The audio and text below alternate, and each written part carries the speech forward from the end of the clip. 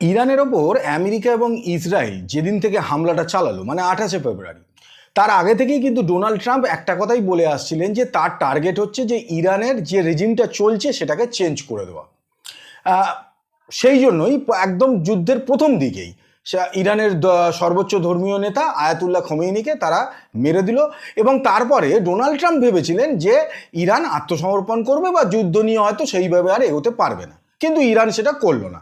তার বদলে আয়াতুল্লাহ খোমেনির পুত্র মোস্তাফা খোমেনিকে ধর্মীয় নেতা হিসেবে ঘোষণা করে দিল ইরান। এই মুহূর্তে ডোনাল্ড ট্রাম্প এখন বলছেন যে রিজিম চেঞ্জের বদলে বা ইরান দখলটার বদলে তিনি চাইছেন যে স্টেট অফ হরমুজকে দখল করে নেবে। দেখুন, যে মুহূর্তে আর কি ডোনাল্ড ট্রাম্প এটা বলেছেন যে রিজিম চেঞ্জ করতে চান, ডোনাল্ড ট্রাম্পের এটাই উদ্দেশ্য ছিল যে সেখানে যে রিজিমটা এখন চলছে সেটা উল্টে দিয়ে এমন একজনকে সেখানে বসিয়ে দেওয়া যে আমেরিকার কথায় কাজ করবে, এটাই ছিল প্রধান উদ্দেশ্য। কিন্তু এখন ডোনাল্ড ট্রাম্প উল্টো সুর গাইছে কেন? তাহলে কি আমেরিকা এটা বুঝতে পারছে যে ইরানের সঙ্গে এই যুদ্ধে আমেরিকা হারতে চলেছে? বিষয়টা কিন্তু সেটা নয়। আসলে হচ্ছে যে এই মুহূর্তে ইরানের অবস্থাটা কি, এই যে 9-10 দিন ধরে ইরান যুদ্ধটা লড়লো তাতে কিন্তু ইরানের আর কিছু বেঁচে নেই। কারণ ইরানের শক্তি বলতে ছিল তো ব্যালিস্টিক মিসাইল, ইরানের না আছে এয়ারফোর্স, নেভিও সেই অর্থে যে শক্তিশালী তাও নয়। ফলে এই একটা অবস্থা নিয়ে আমেরিকা বা ইসরায়েলের মতো সুপার পাওয়ারের সঙ্গে কতদিনের যুদ্ধ চালিয়ে যাওয়া যায়?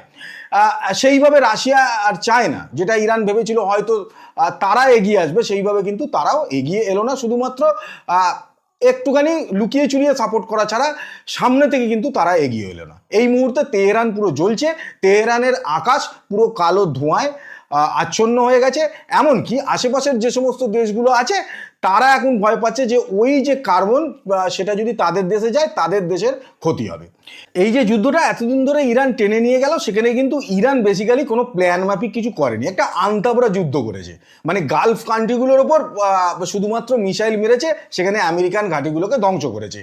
আমেরিকা অবধি তো ইরানের পৌঁছানো সম্ভবই নয়।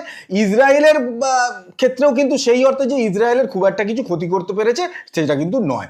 ফলে ইরানকে একটা সময় যে আত্মসমর্পণ করতেই হবে সেটা কিন্তু যুদ্ধের অনেক আগে থেকেই সবাই জানতো, বিশেষজ্ঞরা অন্তত জানতো যে ইরান একটা সময় আত্মসমর্পণ করবে।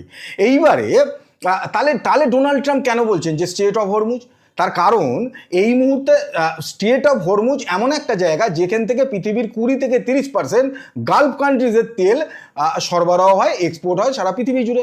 এইবারে ইরান মোটামুটি ইরানের হাতে আর কিছু নেই, তারা শুধুমাত্র এই মুহূর্তে স্টেট অফ হরমুজটাই কিন্তু দখল করে বসে আছে এবং এটা ঘোষণা করে রেখেছে যে যে কেউ ওখান থেকে জাহাজ নিয়ে গেলে ইরান তার উপর অ্যাটাক করবে। এইবারে ইরান কিন্তু শুধুমাত্র এটা ধরে রেখেছে এই কারণেই যে আমেরিকার সঙ্গে আজ না হোক কাল 2-4 দিনের মধ্যেই কিন্তু ইরানকে বসতে হবে, কথা বলতে, নেগোসিয়েশন করতে। এবার নেগোসিয়েশন করার সময় ইরানের হাতে শুধুমাত্র স্টেট অফ হরমুজটাই আছে, এছাড়া কিন্তু আর ইরানের হাতে কিছু নেই যেটা নিয়ে সে আমেরিকার সাথে কথা বলতে পারে। ডোনাল্ড ট্রাম্প চাইছেন যে কথা বলতে যখন বসবে, ইরানের সঙ্গে যখন নেগোসিয়েশন হবে তখন যাতে ইরানের হাতে আর কিচ্ছু না থাকে। সেই কারণেই তিনি চাইছেন যে যেটা ইরানের লাস্ট অর্থ যে স্টেট অফ হরমুজ সেইটাকেও দখল করে নেওয়া, যাতে যখন ইরানের সাথে কথাবার্তা বলা হবে তখন শুধুমাত্র আমেরিকার কথা মেনে নেওয়া ছাড়া ইরানের কিন্তু আর কোনো উপায় থাকবে না। আর এই সমস্ত ক্ষেত্রে কিন্তু আদতে মুচকি হাসছে পুতিন। তার কারণ এই মুহূর্তে যে তেলের ক্রাইসিস তৈরি হচ্ছে সেই তেলের ক্রাইসিসের জন্য কিন্তু ইউরোপ অলরেডি রাশিয়ার থেকে তেল নেওয়া শুরু করে দিয়েছে। স্যাংশন আমেরিকা রেখেছে, কিন্তু ইউরোপও স্যাংশন করে রেখেছিল, কিন্তু তারাই অলরেডি তেল নেওয়া শুরু করে দিয়েছে। কারণ অর্থ বড় বালাই, কিছু করার নেই। সারা পৃথিবী জুড়ে যেভাবে তেলের দাম বাড়ছে এই মুহূর্তে কিন্তু $120 পার ব্যারেল $120 ওপর কিন্তু হয়ে গেছে। ফলে এই তেলের দাম কোথায় গিয়ে পৌঁছবে সেটা নিয়ে কিন্তু বিশেষজ্ঞরা ভীষণ চিন্তায় রয়েছে।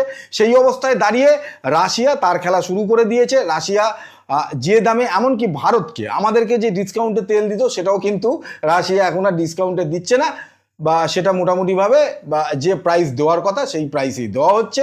কারণ এটাই জিওপলিটিক্স, যে যার যখন খেলা আসবে তখন সে খেলবে। এই ক্ষেত্রে কিন্তু বন্ধুত্ব শত্রুতা চলে না, জিওপলিটিক্সে ইন্টারেস্টই শেষ কথা। সেই ইন্টারেস্ট অনুযায়ী কিন্তু রাশিয়া খেলা শুরু করে দিয়েছে। কিন্তু ইরান এই মুহূর্তে ইরানের আত্মসমর্পণ করা ছাড়া আর কোনো গতি নেই। শুধু দেখার বিষয় যে ইরান আর কতদিন এই যুদ্ধটাকে চালিয়ে যেতে পারে।